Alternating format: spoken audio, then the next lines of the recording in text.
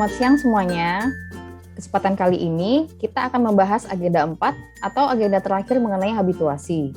Pembahasan agenda habituasi ini akan kami lakukan dengan cara berdiskusi. Penasaran nggak sih kenapa habituasi itu harus diadakan? Oke, kita sebagai peserta pelatihan dituntut untuk mampu mengaktualisasikan substansi materi pembelajaran yang telah kita pelajari melalui proses pembiasaan diri yang difasilitasi dalam pembelajaran agenda habituasi. Jadi, habituasi itu sederhananya adalah pembiasaan diri pada satu hal supaya jadi terlatih berbuat yang mengandung nilai di dalamnya. Gitu nggak sih? Ya, betul sekali. Mata pelatihan ini disajikan dengan metode penulisan kertas kerja dan yang bersifat mandiri. Keberhasilan peserta dinilai dari kemampuan menyusun dan menyajikan rancangan, melaksanakan aktualisasi tempat kerja, menyusun dan menyajikan laporan hasil aktualisasi. Nah, harapannya nih setelah mengikuti pembelajaran ini, kita tuh akan memahami konsep aktualisasi dan habituasi, serta mampu untuk menyusun, mempresentasikan, dan melaksanakannya.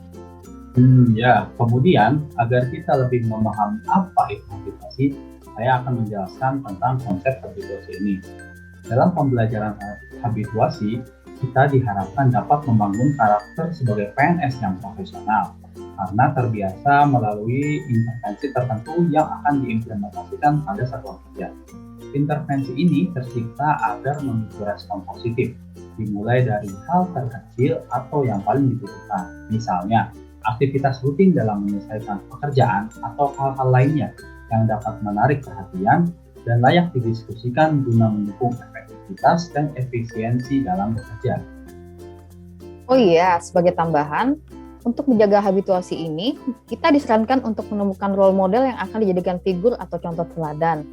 Bisa siapa aja, tapi baiknya orang yang bekerja di unit kerja yang sama dan layak dijadikan contoh karena kompetensinya dalam menyelesaikan pekerjaan.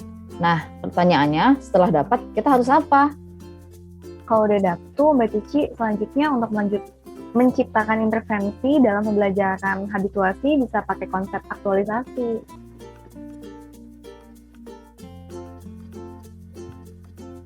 Lalu, sebenarnya aktualisasi itu apa sih? Nah, jadi Kak Cici, aktualisasi itu sebagai bentuk kemampuan peserta latar dalam menerjemahkan teori ke dalam praktek, mengubah konsep menjadi konstruk, dan menjadikan gagasan sebagai kegiatan. Nah, ada beberapa pertanyaan sebagai panduan cara mudah dalam merancang aktualisasi. Di antaranya, isu-isu apa yang dapat diidentifikasikan di tempat kerja, apa yang akan diaktualisasikan pada pembelajaran agenda 2 dan 3 dalam proses mengidentifikasi isu, dan gagasan kreatif apa yang akan diusulkan untuk memecahkan isu. Tadi kan Mas Aris bilang kata isu tuh. Emangnya isu itu apa sih, Mas Aris? Kalau menurut saya sih isu itu adalah adanya suatu kejadian yang dapat menarik perhatian orang banyak, sehingga menjadi bahan yang layak untuk didiskusikan. Nah, menambahkan pengertian isu dari pendapat Mas Aris, ada 3 kemampuan yang mempengaruhi dalam mengidentifikasi isu loh. Yang pertama, environmental scanning, yang kedua, problem solving, yang ketiga, analisis. Lalu, gimana caranya untuk dapat isu yang berkualitas ya?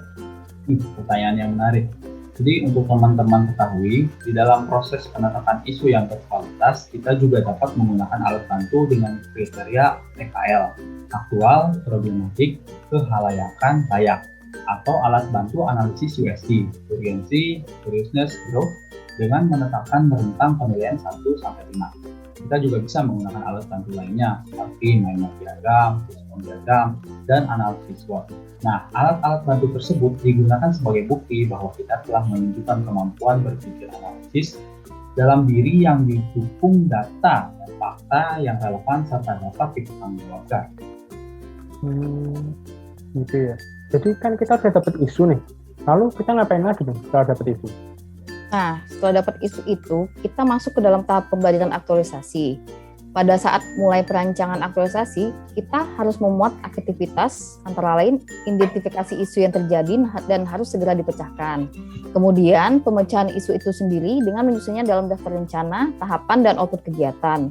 Kemudian, mengaitkan isu itu dan kegiatan yang diusulkan dengan substansi perspektif mata pelatihan di agenda 3. Dan pada akhirnya kita bisa mendeskripsikan prediksi hasil kegiatan yang akan dilandasi oleh substansi mata pelatihan.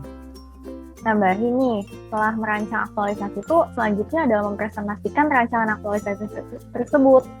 Mentor, coach, dan penguji akan memberikan komentar dan penilaian. Selanjutnya dilakukan penyempurnaan rancangan aktualisasi sesuai masukan mereka sebagai pegangan kita saat melakukan aktualisasi di tempat kerja. Emangnya coach dan mentor itu tugasnya apa aja sih?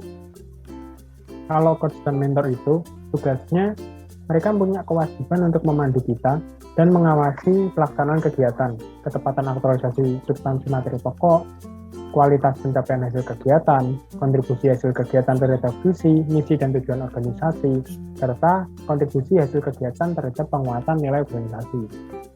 Ternyata banyak juga ya tugasnya coach dan mentor. Terus aktivitas yang harus kita lakuin saat off kampus apa aja? Nah, saat off kampus kita punya 3 aktivitas mendasar nih, yaitu melakukan pendalaman terhadap core issue yang kita pilih, lalu melakukan penerapan terhadap usulan-usulan inisiatif, dan melakukan analisis dampak hasil inisiatif dan menjaga keberlangsungan kegiatannya. Oh gitu. Oh ya, menurut Madul juga nih, setelah kita melakukan aktualisasi, kita pun juga harus membuat laporan aktualisasi berupa deskripsi core issue yang terjadi dan juga strategi pemecahannya. Juga menerapkan inisiatif gagasan kreatif yang didukung dengan bukti-bukti seperti dokumen, notulensi, foto, dan sebagainya. Serta mendeskripsikan juga analisis terhadap dampak yang ditimbulkan. Oh ya, mau menambahkan, kita kan golongan 3 nih, jadi substansi laporannya ditambahkan dengan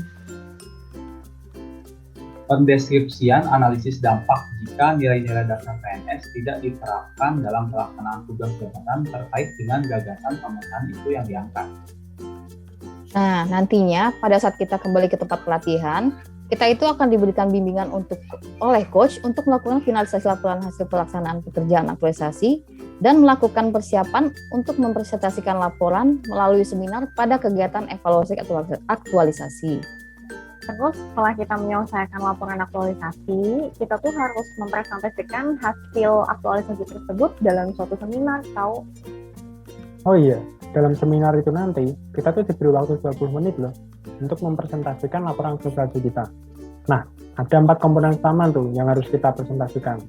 Yang pertama, konsistensi kegiatan, lalu kemanfaatan kegiatan, lalu keterkaitan penyelesaian isu dengan mata pelatihan, dan analisis dampak jika nilai-nilai dasar PNS tidak diaplikasikan dalam pelaksanaan tugas dan jabatan.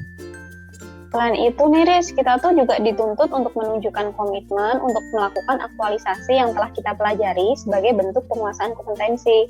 Nah, komitmen tersebut nantinya akan menjadi pegangan bagi kita dan atasan dalam melaksanakan aktualisasi dan juga pelaksanaan tugas jabatan di tempat kerja, serta juga dimanfaatkan dalam melaksanakan evaluasi pasca pelatihan. Ya, oleh karena itu, tahapan pembelajaran aktualisasi lasar CPNS ini merupakan langkah nyata untuk mewujudkan PNS profesional berkarakter sebagai pelayan masyarakat melalui aktualisasi substansi materi pokok yang telah dipelajari pada setiap tahapan pembelajaran. Sehingga yang awalnya bersifat konseptual dan invisible menjadi nyata dan terlihat. Kita dituntut untuk peka, membiasakan diri untuk melihat, mengamati, merefleksi dan menemukan gagasan kreatif dalam berbagai praktik dan hasil penyelenggaraan kegiatan di unit, khususnya dalam konteks pelayanan publik. Sebenarnya sistem kompetensi melalui mekanisme reward and punishment kayaknya belum cukup deh. Kita juga perlu memperdalam pengetahuan dalam dimensi kognitif serta memperdalam rasa pada dimensi afektif. Hal ini sesuai dengan profesi kita kan sebagai PNS, yaitu sebagai pelayan masyarakat, di mana kepentingan masyarakatlah yang menjadi tujuan utama kita bekerja. Setuju. Setuju.